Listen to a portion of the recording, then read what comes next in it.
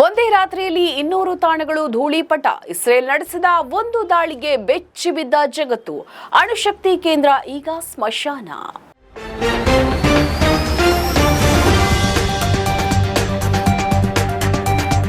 ಮಧ್ಯಪ್ರಾಚ್ಯದಲ್ಲಿ ಯುದ್ಧದ ಜ್ವಾಲೆ ಈಗ ಇಡೀ ವಿಶ್ವವನ್ನೇ ಆತಂಕಕ್ಕೆ ತಳ್ಳಿದೆ. ಇಸ್ರೇಲ್ ರಕ್ಷಣಾ ಪಡೆ ಕಳೆದ 24 ಗಂಟೆಗಳಲ್ಲಿ ಇರಾನ್ನ ಪಶ್ಚಿಮ ಮತ್ತು ಮಧ್ಯಭಾಗದ ಮೇಲೆ ಅಭೂತಪೂರ್ವ ವೈಮಾನಿಕ ದಾಳಿಯನ್ನ ನಡೆಸಿದ್ದು ಬರೋಬ್ಬರಿ 200ಕ್ಕೂ ಹೆಚ್ಚು ಮಿಲಿಟರಿ ಗುರಿಗಳನ್ನ ಮಣ್ಣು ಮುಕ್ಕಿಸಿದೆ.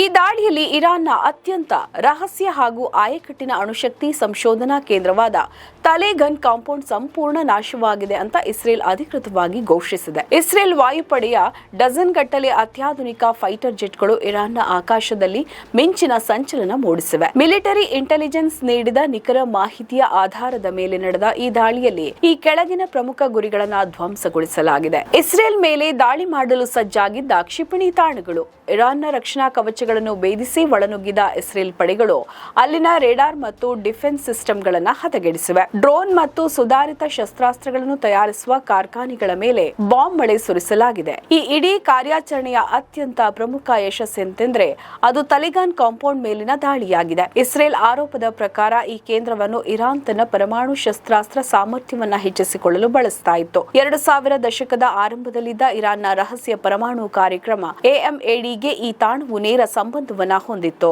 ಪರಮಾಣು ಬಾಂಬ್ ಸಿಡಿಸಲು ಬೇಕಾದ ಅತ್ಯಂತ ಸೂಕ್ಷ್ಮ ಸ್ಫೋಟಕಗಳನ್ನು ಇಲ್ಲಿ ಅಭಿವೃದ್ಧಿಪಡಿಸಲಾಗ್ತಾ ಇತ್ತು ಅಂತ IDF ಹೇಳಿದೆ. ಈ ಕೇಂದ್ರದ ನಾಶದಿಂದಾಗಿ ಇರಾನ್ನ ಪರಮಾಣು ಕನಸಿಗೆ ದೊಡ್ಡ ಹಿನ್ನಡೆಯಾಗಿದೆ ಅಂತ ವಿಶ್ಲೇಷಕರು ಅಭಿಪ್ರಾಯಪಟ್ಟಿದ್ದಾರೆ. ಇಸ್ರೇಲ್ ಪ್ರಧಾನಿ ಬೆಂಜಮಿನ್ ನೆತನ್ಯಾಹು ಅವರ ಆದೇಶದಂತೆ ನಡೀತಾ ಇರುವ ಈ ಕಾರ್ಯಾಚರಣೆಯ ಮುಖ್ಯ ಉದ್ದೇಶ ಇರಾನ್ನ ಬೆನ್ನೆಲುಬು ಮುರಿಯುವುದು. ಇಸ್ರೇಲ್ ಭೂಭಾಗದ ಮೇಲೆ ಇರಾನ್ ಮತ್ತೆ ದಾಳಿ ಮಾಡದಂತೆ ಅದರ ಮಿಲಿಟರಿ ಶಕ್ತಿಯನ್ನ ಕುಂದಿಸುವುದು ಈ ಕಾರ್ಯಾಚರಣೆಯ ಗುರಿಯಾಗಿದೆ. ನಾವು ನಮ್ಮನ್ನ ರಕ್ಷಿಸಿಕೊಳ್ಳಲು ಯಾವುದೇ ಹಂತಕ್ಕೂ ಹೋಗುತ್ತೇವೆ, ಇರಾನ್ನ ಭಯೋತ್ಪಾದಕ ಮೂಲಗಳನ್ನ ಹುಡುಕಿ ನಾಶಪಡಿಸುತ್ತೇವೆ ಅಂತ ಇಸ್ರೇಲ್ ಮಿಲಿಟರಿ ವಕ್ತಾರರು ಗುಡುಗಿದ್ದಾರೆ. ಇಸ್ರೇಲ್ನ ಈ ಭೀಕರ ದಾಳಿಯಿಂದ ಇರಾನ್ ಕಂಗೆಟ್ಟಿದೆ. ತನ್ನ ಅಣುಶಕ್ತಿ ಕೇಂದ್ರದ ಮೇಲಿನ ದಾಳಿಯನ್ನು ಇರಾನ್ ಗಂಭೀರವಾಗಿ ಪರಿಗಣಿಸಿದ್ದು ಪ್ರತಿಕಾರ ತೀರಿಸಿಕೊಳ್ಳುವ ಎಚ್ಚರಿಕೆಯನ್ನ ನೀಡಿದೆ.